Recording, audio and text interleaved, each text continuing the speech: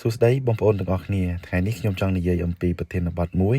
ដែលបងប្អូនជាច្រើនដែលតែងតែសួរខ្ញុំជាញឹកញាប់នោះគឺសួរថាតើជំនាញកាត់សក់នឹងល្អទេនៅក្នុងសង្គមបច្ចុប្បន្ននេះបងប្អូនបើនិយាយឲ្យខ្លីខ្ញុំអាចប្រាប់បានថាជំនាញកាត់សក់គឺជាជំនាញល្អមានតម្លៃនិងមានអនាគតបើសិនជាបងប្អូនយកចិត្តទុកដាក់និងអភិវឌ្ឍខ្លួនឯងឲ្យបានជាប់ជានិច្ចចឹងណាបងប្អូននៅក្នុងសង្គមយើងសពថ្ងៃបងប្អូនមនុស្សយើងយកចិត្តទុកដាក់លើរូបរាងខ្លួនឯងកាន់តែច្រើនបងប្អូនសក់គឺជាផ្នែកសំខាន់មួយបងប្អូនដែលធ្វើឲ្យមនុស្សយើងនឹងមើលទៅស្អាតមានទំនុកចិត្តដូច្នេះហើយអ្នកកាត់សក់គឺមិនចេះខ្វះការងារធ្វើទេបងប្អូនមិនថាអ្នកជាបរិសុទ្ធឬក៏ស្ត្រីឬក៏ចាស់ក្មេងបងប្អូនមនុស្សគ្រប់គ្នាត្រូវតែកាត់សក់បងប្អូននេះហើយជាមូលហេតុដែលធ្វើឲ្យជំនាញកាត់សក់នឹងនៅតែមានតម្លៃនៅក្នុងសង្គមជានិច្ចបងប្អូនសម្រាប់ខ្ញុំផ្ទាល់បងប្អូនរាល់ថ្ងៃនេះខ្ញុំនៅតែបន្តចុះថតវីដេអូកាត់សក់ពីហាងមួយទៅហាងមួយដើម្បីសិក្សានិងចែករំលែកបទពិសោធន៍ឲ្យទៅបងប្អូនដែលចង់រៀនចង់ចេះដឹងជំនាញកាត់សក់នេះបងប្អូនការថតវីដេអូបែបនេះបងប្អូនមិនត្រឹមតែបង្ហាញពី style សក់ទេបងប្អូនប៉ុន្តែវាបង្ហាញពីការខិតខំបាទប្រឹងប្រែងនិងជំនាញពិតៗរបស់ជាងកាត់សក់ម្នាក់ៗផងដែរបងប្អូនថ្ងៃនេះបងប្អូនខ្ញុំបានថតវីដេអូជាមួយបងប្រុសម្នាក់គឺគាត់ឈ្មោះសិតបងប្អូនដែលគាត់កាត់សក់នៅក្នុងខេត្តបាត់ដំបងបាទនៅហួសខ្នល់តែភ្លើងមកយើងមកពីដៃ8បន្តិចណាហួសខ្នល់តែភ្លើងបន្តិចបងប្អូនមើលខាងស្ដាំដៃគឺឃើញហើយហាងរបស់គាត់បងប្អូនគាត់បានលើកបង្ហាញអំពីការប្រើប្រាស់ក្រាស់តែមួយទេបងប្អូនក្នុងការកាត់សក់ប៉ុន្តែគឺគាត់អាចធ្វើបានសក់ចេញមកគឺល្អហើយស្អាតស្មើលឿនមែនទេបងប្អូននៅក្នុងជីវិតមនុស្សបងប្អូនមានជំនាញកាត់សក់មួយបងប្អូនដែលមើលទៅសាមញ្ញតែមានតម្លៃយូរអង្វែងសិតគឺគាត់មិនប្រើឧបករណ៍ច្រើនទេបងប្អូនមិនត្រូវការម៉ាស៊ីនថ្លៃតែប្រើជំនាញបាទបទពិសោធន៍និងការយកចិត្តទុកដាក់បងប្អូនសក់មួយក្បាលនៅក្នុងដៃរបស់គាត់មិនត្រឹមតែកាត់បងប្អូនតែជាការបង្កើតសិល្បៈនៅចំនួនមុនបងប្អូនចាស់ពីដើមបាទដែលខ្ញុំធ្លាប់ឮតគ្នាគឺគេអត់សូវឲ្យតម្លៃអ្នកកាត់សក់ទេបងប្អូនគេថាអ្នកកាត់សក់ហ្នឹងគឺជាមនុស្សដែលអត់ប្រយោជន៍ទេបានទៅរៀនកាត់សក់គ្មានការងារធ្វើបាទហើយកាត់សក់ហ្នឹងរលុយមិនសូវបានច្រើនទេបានតែមួយរៀលបាទហើយទៅចង់បានកូនអ្នកណាក៏គេមិនចង់លើកឲ្យដែរពាក្យដែលទាំងអស់នេះហើយបងប្អូនដែលធ្លាប់ធ្វើឲ្យមនុស្សជាច្រើនហ្នឹងមើលងាយជាងកាត់សក់បងប្អូនប៉ុន្តែថ្ងៃនេះបងប្អូនខ្ញុំចង់និយាយឲ្យច្បាស់ថាគំនិតនោះគឺមិនត្រឹមត្រូវទេបងប្អូនសម័យទំនើបនេះជំនាញកាត់សក់អាចបង្កើតប្រាក់ចំណូលបានច្រើនបងប្អូនអាចចិញ្ចឹមគ្រួសារអាចបង្កើតអាជីវកម្មបានបងប្អូនហើយក៏អាចផ្លាស់ប្ដូរជីវិតយើងបានដូចគ្នាបងប្អូនសប្តាហ៍ថ្ងៃបងប្អូនការងារកាត់សក់មិនមែនតែជាការកាត់សក់បែបបុរាណទេបងប្អូនយើងមានកាត់សក់បរិសុទ្ធស្ត្រីបងប្អូនក្មេងចាស់ប្រុសស្រីនឹងមនុស្សចាស់បងប្អូនហើយក៏កាត់សក់បែបបុរាណនិងម៉ូដសម័យថ្មីផងដែរហើយក៏មានលាបពណ៌ជាច្រើនប្រភេទបងប្អូនហើយក៏មានសម្អាតតិចកក់សក់អ៊ុតសក់ត្រង់នឹងគឺច្រើនប្រភេទមែនទែនមានអ៊ុតសារ៉ូមមាន collagen ជាបាសក់ខូចអីហ្នឹងបងប្អូនហើយអ៊ុតសក់រួញវិញគឺច្រើនភ្លីមែនទែនហើយសម័យថ្មីមានទាំង down perm បែបក្រេអីទៀតបងប្អូនហើយក៏ព្យាបាលសក់ខូចហើយក៏បង្កើតម៉ូដថ្មីដើម្បីទាក់ទាញដល់អតិថិជនផងដែរបងប្អូននេះហើយគឺជាពិភពថ្មីបងប្អូននៃជំនាញកាត់សក់អតិថិជនមកកាត់សក់បងប្អូនមិនត្រឹមតែកាត់សក់ឲ្យខ្លីប៉ុណ្ណោះនោះទេប៉ុន្តែគឺពួកគាត់គឺមកសម្រាប់ផ្ដល់ទំនុកចិត្តឲ្យគាត់ហើយគាត់មានអារម្មណ៍ល្អហើយសម្រាប់ភាពស្រស់ស្អាតរបស់គាត់និងសម្រាប់សេវាកម្មដែលចេញពីបេះដូងរបស់ជាងផងដែរបងប្អូនមិនត្រឹមតែការកាត់សក់ទេបងប្អូនជាងកាត់សក់សម័យថ្មីអាចបង្រៀនសិស្សហើយក៏បង្កើតជំនាញឲ្យអ្នកដទៃបន្តអាជីពបងប្អូនហើយក៏បន្តអនាគតការបង្រៀនបងប្អូនគឺជាការចែករំលែកហើយក៏ជាការចែករំលែកគឺធ្វើឲ្យសង្គមយើងរីកចម្រើនទាំងអស់គ្នាក្នុងសង្គមខ្មែរផងដែរលើសពីនេះទៅទៀតបងប្អូនយើងអាចលក់ផលិតផលសម្រាប់អតិថិជនលក់ឧបករណ៍សម្រាប់ជាងកាត់សក់បង្កើត brand របស់ខ្លួនឯងបងប្អូនគឺធ្វើឲ្យហាងយើងល្បីនិងជំនាញមួយអាចបង្កើតប្រាក់ចំណូលបានច្រើនផ្លូវផងដែរបងប្អូនខ្ញុំបាទដែលជាម្ចាស់ហាងកាត់សក់ Rich Style បងប្អូនបង្រៀនកាត់សក់នៅក្រុងបាត់ដំបងហើយបច្ចុប្បន្ននេះក៏ខ្ញុំមាន2សាខាហើយក៏ជាអ្នកធ្វើវីដេអូដើម្បីផ្សព្វផ្សាយចែករំលែកចំណេះដឹងកាត់សក់ដល់បងប្អូនខ្មែរផងដែរសម្រាប់បងប្អូនដែលកំពុងសង្ស័យកំពុងគិតថាខ្លួនឯងនឹងគ្មានអនាគតសូមបងប្អូនចងចាំថាបងប្អូនជំនាញមិនអៀនហើយក៏មិនអភ័ព្វការខំប្រឹងបងប្អូនមិនក្បត់ម្ចាស់វាទេបងប្អូនបើស្មោះត្រង់បងប្អូនអត់ធ្មត់នឹងរៀនជានិច្ចណាបងប្អូនជំនាញកាត់សក់គឺអាចនាំយើងទៅឆ្ងាយជាងអ្វីដែលយើងគិតបងប្អូនពីក្រាស់មួយដើមបងប្អូនអាចក្លាយទៅជាអាជីពពីជំនាញតូចមួយអាចក្លាយទៅជាជីវិតថ្មីនេះហើយគឺជាតម្លៃពិតនៃជំនាញកាត់សក់បងប្អូនសម្រាប់សម័យថ្មី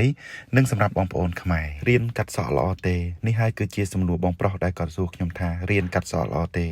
ខ្ញុំសូមឆ្លើយបទពិសោធន៍ពិតក្នុងនាមខ្ញុំជាមនុស្សដែលរស់នៅជាមួយវិជ្ជាជីវៈនេះរាល់ថ្ងៃសម្រាប់ចម្លើយគឺល្អបងប្អូនហើយ ហើយក៏ល្អខ្លាំងដែរបងប្អូនព្រោះថាកាត់សក់ជាជំនាញមួយដែលមនុស្សត្រូវការជានិច្ចបងប្អូនមិនថាសេដ្ឋកិច្ចល្អឬក៏លំបាកមនុស្សក៏ត្រូវការកាត់សក់ដែរបងប្អូនរៀនកាត់សក់នេះគឺមិនបាច់ចាំមានសញ្ញាបត្រវិញ្ញាបនបត្រឬក៏មិនចាំបាច់មានប្រាក់ច្រើនទេបងប្អូនតែត្រូវការអត់ធ្មត់បងប្អូននិងចិត្តស្រឡាញ់វិជ្ជាជីវៈនេះបងប្អូនបើអ្នករៀនចេះពិតបងប្អូនកាត់បានស្អាតយកចិត្តទុកដាក់ដល់អតិថិជន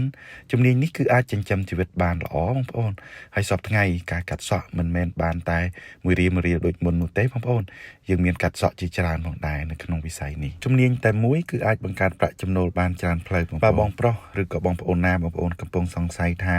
ខ្ញុំប្រាប់ថាកុំមើលងាយជំនាញនេះបងប្អូន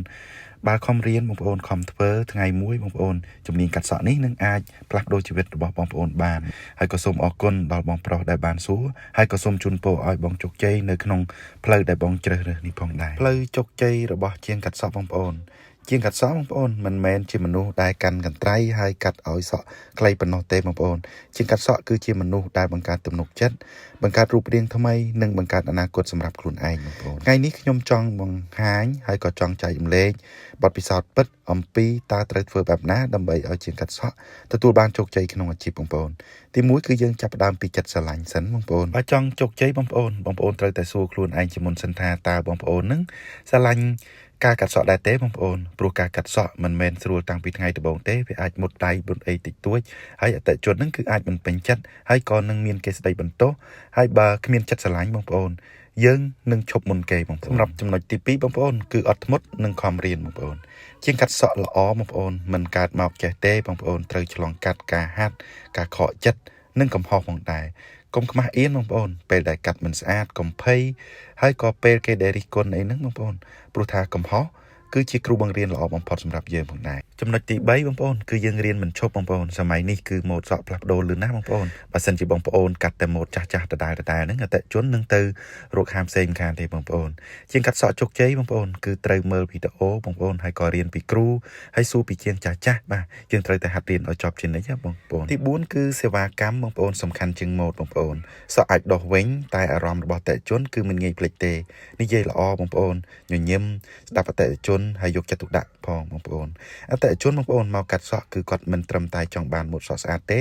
តែក៏គាត់ចង់បានការគោរពនិងការឲ្យតម្លៃនិងការថែទាំរបស់ជាងចំណុចទី5បងប្អូនគឺអនាម័យនិងវិន័យនេះគឺសំខាន់ណាស់ហាងស្អាតបងប្អូនឧបករណ៍ស្អាតខ្លួនឯងស្អាតនេះហើយគឺជាអ្វីដែលបង្ហាញពីវិជ្ជាជីវៈពិតបងប្អូនជាងកាត់សក់ជោគជ័យបងប្អូនមិនត្រឹមតែទឹកដៃល្អទេតែមានវិន័យនិងទំនួលខុសត្រូវចំពោះភ្ញៀវ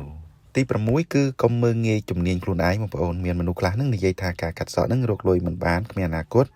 តែការពិតទៅនឹងគឺអ្នកដែលមិនខំទេទៅរកលុយមិនបានបងប្អូនសពថ្ងៃជាងកាត់សក់អាចធ្វើបានច្រើនកាត់សក់លាបពណ៌កក់សក់អ៊ុតសក់ជាបាលសក់ខូចអីហ្នឹងហើយក៏បង្រៀនសិស្សហើយក៏លក់ផលិតផលបាទហ្នឹងហើយជំនាញតែមួយហ្នឹងគឺអាចរកប្រាក់ចំណូលបានច្រើនផ្លូវបងប្អូនទី7គឺការកសាងឈ្មោះនិងភាពជឿទុកចិត្តបងប្អូនបើសិនជាបងប្អូនកាត់សក់ឲ្យអតិថិជនបានស្អាតថ្ងៃនេះអតិថិជននឹងនាំមិត្តភ័ក្តិថ្ងៃស្អែកមកឲ្យបងប្អូនបន្ថែមទៀតឈ្មោះល្អបងប្អូនមិនបាច់ចុះផ្សាយប៉ុន្តែត្រូវមានភាពស្មោះត្រង់និងធ្វើចេញពីបេះដូងចំណុចទី8បងប្អូនគឺយើងប្រើបណ្ដាញសង្គមនឹងឲ្យមានប្រយោជន៍សប្តាហ៍ថ្ងៃទូរស័ព្ទមួយបងប្អូនអាចធ្វើឲ្យយើងល្បីបានណាបងប្អូនថតវីដេអូចែករំលែកការកាត់សក់បង្ហាញពីការបង្រៀនឬក៏បង្ហាញពីការខំប្រឹងប្រែងកុំខ្មាស់អៀនបងប្អូនចាប់ផ្ដើមពីតូចប៉ុន្តែយើងធ្វើបន្តកុំឈប់បងប្អូនចំណុចទី9គឺការបង្រៀននិងចែករំលែកបងប្អូនពេលបងប្អូនចេះហើយបងប្អូនកុំទុកចំណេះដឹងតែខ្លួនឯងបងប្អូនការបង្រៀនគឺធ្វើឲ្យយើងនឹងកាន់តែចេះហើយក៏ធ្វើឲ្យយើងនឹងកាន់តែមានតម្លៃនៅក្នុងសង្គមទៀតផងចំណុចទី10បងប្អូនការកាត់សក់គឺអាចផ្លាស់ប្ដូរជីវិតយើងបានបងប្អូន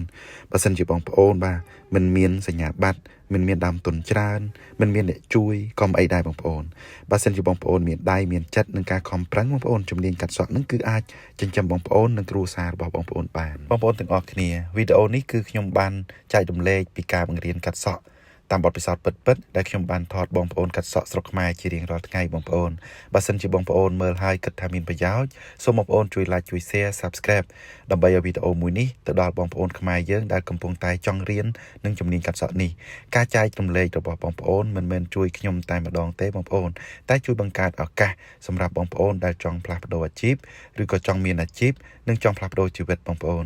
បើបងប្អូនមានសំណួរឬក៏ចង់សួរខ្ញុំបង្រៀនពីមេរៀនណាបន្ថែមបងប្អូនសូមខមមិនទុកនៅក្នុងខាងក្រោមវីដេអូនេះសូមអរគុណដល់បងប្អូនដែលបានគាំទ្រនិងចែករំលែករបស់បងប្អូនទាំងអស់គ្នាផងដែរខ្ញុំបាទលីស្តាយក៏សូមអភ័យទោសផងដែរបើសិនជាការនិយាយរបស់ខ្ញុំនិយាយទៅមានការលើសលួសត្រង់ណាមិនសមរម្យហើយក៏សូមអធិស្ឋានចំពោះបងសិតផងដែរបើសិនជាការកាត់សក់របស់គាត់កាត់ទៅមិនសូវជាបានល្អខុសឆ្គងយ៉ាងណាក៏សូមអធិស្ឋានដល់បងមេជាងដែលមានបទពិសោធន៍ផងដែរសម្រាប់បងប្អូនដែលចង់រៀនជំនាញកាត់សក់អាជីពបងប្អូនអាចទំនាក់ទំនងបានហើយហាងរបស់ខ្ញុំគឺទទួលបង្រៀនសិស្សជារៀងរាល់ថ្ងៃហើយលេខទូរស័ព្ទរបស់ខ្ញុំដាក់នៅខាងចុងវីដេអូបងប្អូននៅក្រុងបាត់ដំបងហាងកាត់សក់លីស្តាយខ្ញុំបាទគឺមាន2សាខាទី1គឺនៅទល់មុខនឹងសាលាសាកលវិទ្យាល័យបញ្ញាសាស្ត្រខាងកាតសាលាឌូវីចម្ងាយ60ម៉ែត្របងប្អូនផ្លូវសន្តាគារព្រះសដង់ណាអ្នកបាត់ដំបងប្រហែលជាស្គាល់ហើយសាខាទី2បើយើងជិះដៃ8មកដល់ផ្លូវបំបែកផ្សាររោងចក្រផ្សាររោងលខោនហ្នឹងបងប្អូនគឺហួសភៅប្របែកហ្នឹងចម្ងាយប្រហែលជាខ្ទង់300ម៉ែត្របងប្អូនមើលឆ្វេងដៃបើយើងមកពីស្តុបពេទ្យពោ2គឺយើងហួសពេទ្យកៅស៊ីនួនបាទប្រហែលជាខ្ទង់400-500ម៉ែត្រហ្នឹងនៅស្ដាំដៃសម្រាប់សិស្សដែលចូលរៀនបងប្អូនគឺរៀនជំនាញបានសពមុខនៅក្នុងហាង Lifestyle ហ្នឹងគឺពេលចូលរៀនភ្លាមបងប្អូនគឺផ្ដល់សម្ភារៈកាត់សក់មួយឈុតផងដែរហើយពេលរៀនចប់ក៏យើងផ្ដល់វិញ្ញាបនបត្រជូនសិស្សហើយការបរៀនគឺយើងចុះអនុវត្តបន្តជារៀងរាល់ថ្ងៃគឺយើងចុះកាត់តាមសាលារៀនបងប្អូនហើយសាលាយើងមានជាច្រើននៅក្នុងខេត្តបាត់ដំបងយើងអស់ពីសាលាមួយ